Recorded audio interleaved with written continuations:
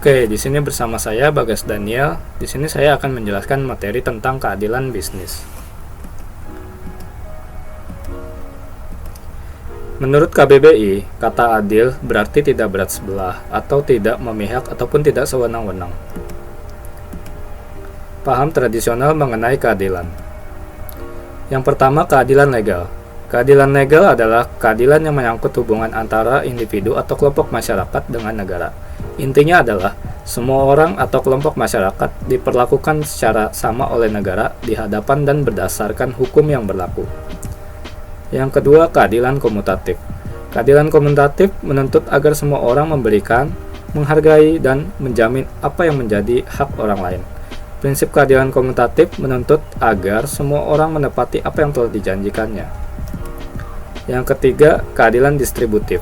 Keadilan distributif atau dikenal sebagai keadilan ekonomi adalah distribusi ekonomi yang merata atau yang dianggap adil bagi semua warga negara. Teori keadilan menurut Adam Smith. Yang pertama, prinsip no harm. Prinsip no harm adalah prinsip tidak merugikan hak dan kepentingan orang lain. Yang kedua, prinsip non-intervention. Prinsip ini menuntut jaminan dan penghargaan atas hak dan kepentingan setiap orang, hingga tidak seorang pun diperkenankan ikut campur tangan dalam kehidupan orang lain. Yang ketiga, prinsip keadilan tukar.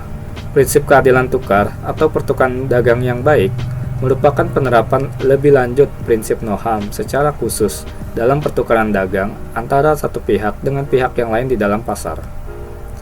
Teori keadilan distribusi menurut John Rawls.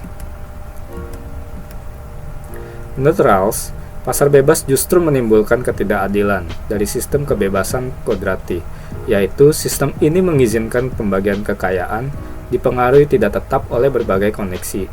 Karena setiap orang yang masuk di dalam pasar, pemilihan bakat dan kemampuan alamiah yang berbeda-beda. Peluang yang sama yang diberikan pasar tidak menguntungkan semua peserta.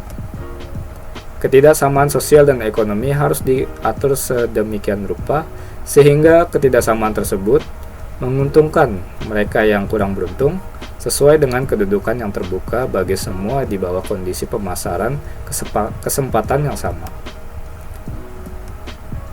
Contoh keadilan dalam bisnis. Yang pertama, keadilan terhadap karyawan. Perlakuan yang adil oleh manajemen perusahaan terhadap karyawan akan menumbuhkan sikap positif dalam perusahaan maupun bekerja. Semakin adil perusahaan memperlakukan karyawan, komitmen dan kinerja karyawan semakin tinggi. Yang kedua, keadilan terhadap masyarakat. Disinilah fungsi perusahaan sebagai pihak yang memiliki tanggung jawab sosial diharapkan.